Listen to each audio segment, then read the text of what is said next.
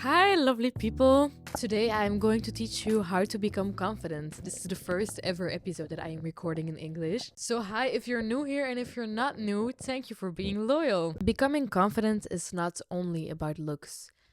And I think the biggest misconception about confidence is that it has to be about glowing up and looking your best. Confidence is an inner state of being. And confidence is something internal that will better your quality of life, but it will also change how your external world treats you. I know so many conventionally attractive people who don't radiate confidence. And I know so many not necessarily conventionally attractive people who do radiate confidence. And those two people get treated very differently because confidence is something internal. Once we start relying on external validation, then we feed our insecurities because external validation isn't reliable. And every time you go seek external validation for something that you could have handled internally, then you dismiss your own capability of handling things, which in the long term will make you distrust your own opinion. Obviously, it is okay to call your friend and ask if the blue or the red dress fits you better. Obviously, it is okay to ask different people for different opinions, to know different perspectives before you make a decision. But you need to be able to internally validate yourself. Also, true confidence is reached by living an authentic life and authentically being yourself unapologetically. People are scared of authentically being themselves because they are scared of being judged. But everyone and everything you lose by living authentically is a blessing in disguise, because the things that will stay through your authenticity are truly meant for you. But if you always bend yourself to fit in places where you fundamentally don't belong, it doesn't correlate with who you fundamentally are as a person, then you will start living a life that's not your own. When you live a life for external validation and approval, then you live a life that's not your own and you're bound to be unhappy. But when you live true authenticity and you live your own life, then you know that the life that you have built, even though it might not get praised by others, that doesn't matter, because you wouldn't want to live their life and they wouldn't want to live your life. And with that, I want to add, everyone who judges you, whom you wouldn't want to trade places or lives with, their opinion doesn't matter. Because if you would follow their advice, you would live a life more like them that you wouldn't want. And then you will notice in life, the people who you look up to very rarely judge you. Also, people judging you oftentimes comes from a place of their own insecurity. People are oftentimes projecting their insecurities onto you. So it's very important to try to not internalize other people's insecurities. Confidence also comes with stable boundaries and not over explaining your boundaries. When you regularly over explain your own boundaries, then that means that you don't feel secure in your boundaries and you are subconsciously searching for external validation to approve of your boundary. And obviously in some contexts it's completely okay, and it's not that I never explain my boundaries. For example, no, I can't come because I have some plans. Obviously that's normal, but you just have to sometimes a bit analyze yourself when you start explaining your boundaries. Oftentimes it's out of fear. And then I want you to try to sometimes explain your boundaries just a little bit less and see that people will also accept your boundaries when it's just a boundary and not a boundary with an entire explanation. Because your boundaries deserve to be respected regardless of what the reason is you're stating them. And with this, I obviously don't mean be rude to people. Have a healthy way of stating your boundaries, but stay true to your boundaries and stand in your boundaries without over explaining yourself. And then you have to make decisions in life that align with your fundamental views, because making decisions that go against your fundamental views as a person will make you feel insecure in the long term. For example, Imagine you're a vegetarian, but then you eat meat every day. You are not going to feel good about yourself. You're not going to have a stable self image. But if your actions in life align with your values, then you constantly reaffirm who you are as a person internally through your actions. Imagine a core value of yours is loyalty, but then you end up cheating on your partner every week, then that will have an impact on your self-image because your actions are not affirming your values. So it's very important in life that fundamental actions correlate with your fundamental values. And the same goes with if your fundamental value and your self-respect says that you are a person that deserves to be treated good and deserves to be in a happy, healthy,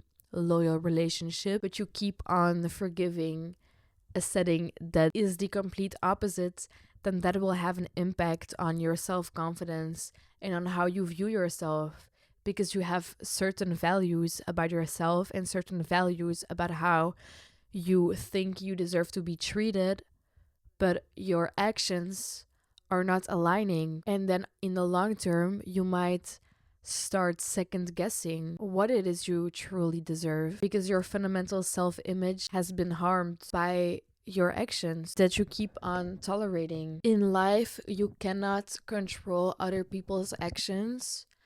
You can only control your own boundaries and how much you tolerate of other people's actions. And what you tolerate will sadly keep on happening. That's why boundaries are important, Pookie. I'm also chilling with my plushies today. They are very happy to be involved in this episode.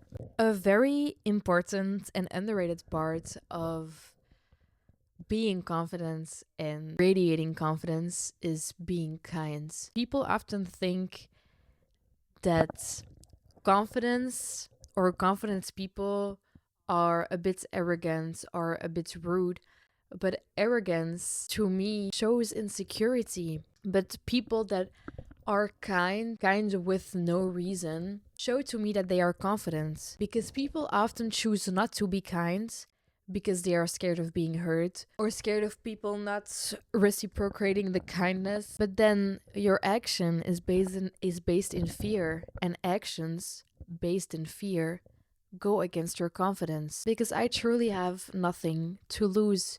If I am kind to you and you're not kind back to me, then at least I was kind to you, because I like being kind. And then with confidence, it's very important to not take everything so personally.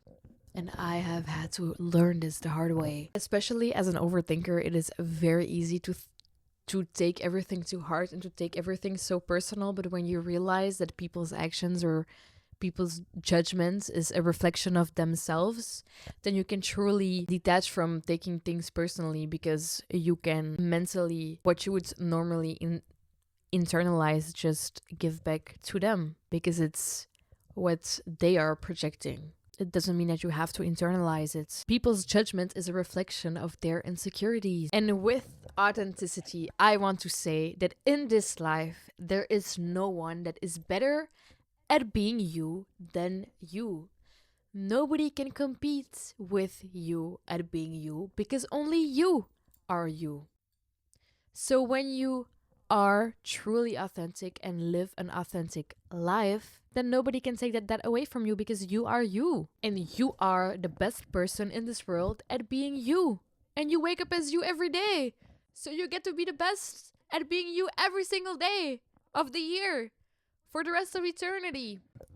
To become confident, it is very important to be able to forgive yourself for the mistakes that you made in your life. It is not black and white. Making a mistake doesn't make you a bad person. Doing something good doesn't make you a good person. But once you start getting stuck in resenting yourself and you start getting filled with shame and guilt, that will truly kill your confidence and diminish your quality of life. That's why it's important to be able to forgive yourself. And I don't mean that when you do something wrong to somebody else, that you don't have to take responsibility and hold yourself accountable. It is important in life to hold ourselves accountable for mistakes that we make, but living in guilt is not going to help anyone. If you hurt someone, apologize to that person, ask for forgiveness, forgive yourself, and the only thing you can do from there is learning and becoming better. You can never go back in time and change things you did, but it doesn't have to define you as a person. In this episode, I have already talked a few times about fear and how fear kills confidence, but fear is also a human emotion. So, a confident person will still feel fear. I'm a confident person, and I have felt a lot of fear in the past few weeks. But because I am fundamentally confident and I am going to take myself as an example, I can rationally look at my fear. I can acknowledge my fear. I can feel my fear, but I can rationally say to myself, my fear is not my reality. I can regulate my nervous system. I can tell myself, okay, I'm scared, but I am also competent enough to deal with this situation. I am also smart enough. I'm resilient enough. And I'm scared.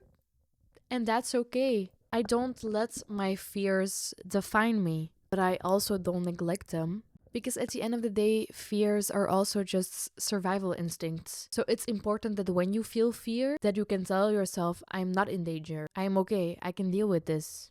With confidence, I also want to say that your worth is not defined by other people's actions. Especially in life when we love people, it is normal that we care about how they perceive us and that holds a certain value to us. But fundamentally, our worth is not defined by how other people treat us, because truly, we never have other people's actions under control, only our own boundaries. And like I always say, what you tolerate will keep on happening. But how scary would it be if our worth would only be defined by how other people treat us? Because then we never have a stable sense of self, because our sense of self can only be approved externally. And that's not the life I want you to live. You deserve to be treated with love, kindness, and tenderness, regardless of how other people have treated you recently. Even though I'm a very kind and well-spoken person, I'm also very obnoxiously confident. That's just part of my big personality. And I know that triggers insecure people. With my confidence, I never bring people down. I want to radiate confidence to motivate other people to also embody their form of confidence. But when you radiate confidence, especially in an obnoxious way, you will start to notice that insecure people feel threatened, because obnoxiously showing confidence shows a lot of people where they might lack some confidence. And not everyone reflects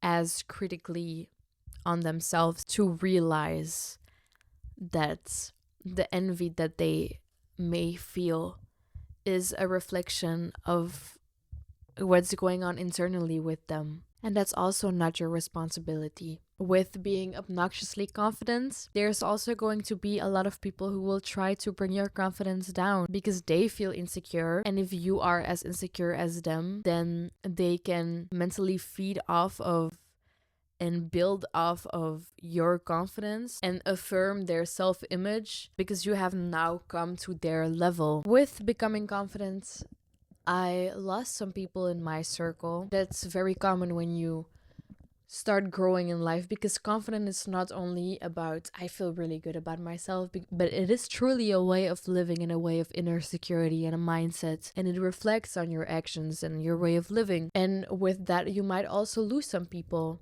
especially when you start living more authentically. But like I say, everything you lose through authenticity is a blessing in disguise, and the only way to live the life that is truly meant for you is to let your authenticity filter out whatever is not meant for you. And then before you know it, you will be surrounded by the things that truly align with you and who you are as a person. A quick thing that I forgot to say about external judgments is that oftentimes we judge ourselves through other people's by filling in the blanks with negative things. For example, we often can think, I don't want to go out in this because this person will judge me, or this person will think this is ugly, or I don't want to say this because this person will judge me. When you have no previous mental proof to be able to affirm that that is true, then you are judging yourself through other people. Thinking that people are judging you with no reason of thinking that is also a form of being judgmental. But you are robbing them of being neutral because you have already judged them into judging you. And then when you catch yourself thinking that people are thinking specific things about you, it often subconsciously is something that you think about yourself or that you are scared that people might think of you. The more you are aware of your patterns, the freer of a life you can live.